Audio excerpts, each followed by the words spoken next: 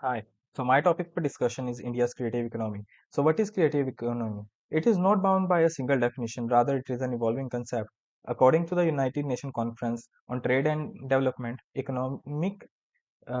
especially the creative economy, is an interplay between human creativity, ideas, intellectual property, knowledge, and technology. So the occupations that come under the creative economy are the traditional and cultural, performing arts, or television, and new media such as software development, game creation, digitized creation, YouTube blogging, etc., designing, interior designing, graphic designing, and publishing and print media. So it helps to generate almost 2 trillion revenue worldwide and 50 million jobs also.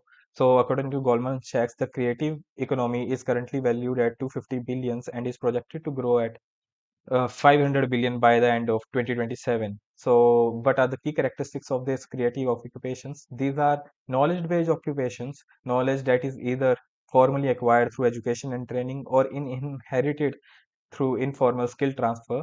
These jobs are non-repetitive in nature and making them more adaptive against the mechanization and automation that have a low risk against those displaced by the automation in the job economy. And these help to create an economic and cultural value chain by helping to make the creative products and promoting a culture of innovation in a country.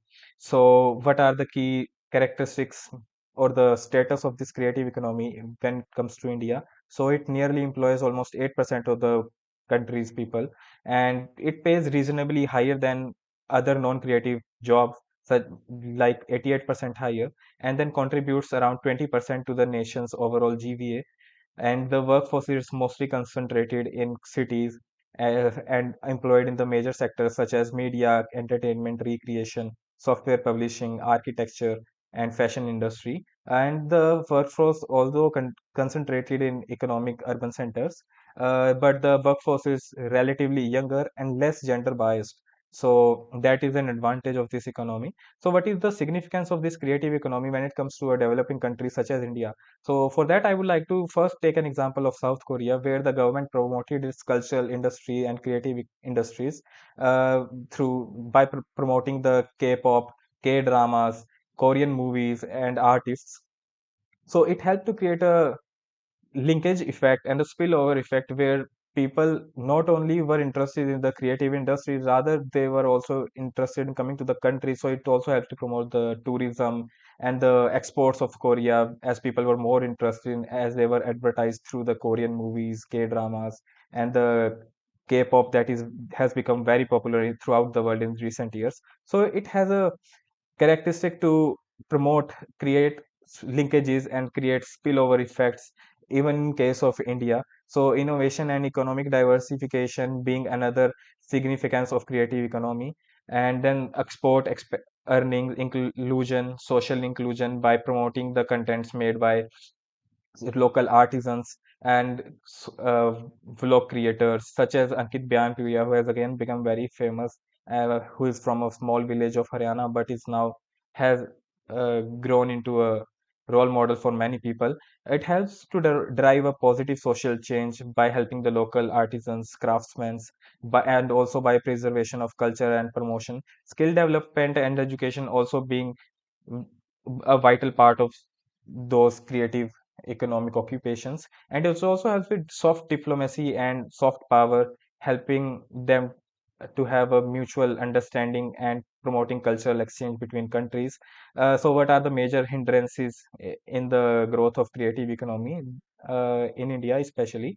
So these is the digital divide that limit the potential to reach and growth of creative digital services, digital literacy, skill gaps, and inadequate promotion of intellectual property right, which is very essential part of these creative industries. There are also issues related to system, lack of policy support frameworks, and lack of reliable and comprehensible data to categorize how many people are working in informal sector and formal sector under this industry.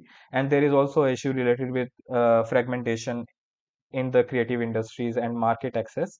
Also, so for that, the government has come up with certain initiatives such as National Creator Award, Award to Young Talented Artists, Guru Sishya Award, and Theatre Rejuvenation programs. And the Ministry of Handicrafts has also been promoting under the Ministry of Textiles. The National Handicraft and Development Program has been promoted. The government has also introduced IPR regulations in 2016 to tackle any issues related to administration and enforcement. Global engagement schemes has been implemented, such as Festivals of India. What more can the government do under this regard? So it would be to define and map the creative industries in India and identify some of the districts that could put in the category of creative districts of the line, such as creative districts in Thailand. Hriday scheme is one such scheme that could support this initiative. Human capital development can also be focused upon helping the youth to accommodate the fast technical changes and include those in to get more creative and for the employment and address the issues related to the copyrights. And there is also a need for integrating policy making institution to accommodate all the activities under one creative industry. So all these can help in India to become a more creative country by promoting a culture of creativity, inclusion, and diversification. And it will only help the country to grow its GDP and then also help to reduce the unemployment. Thank you.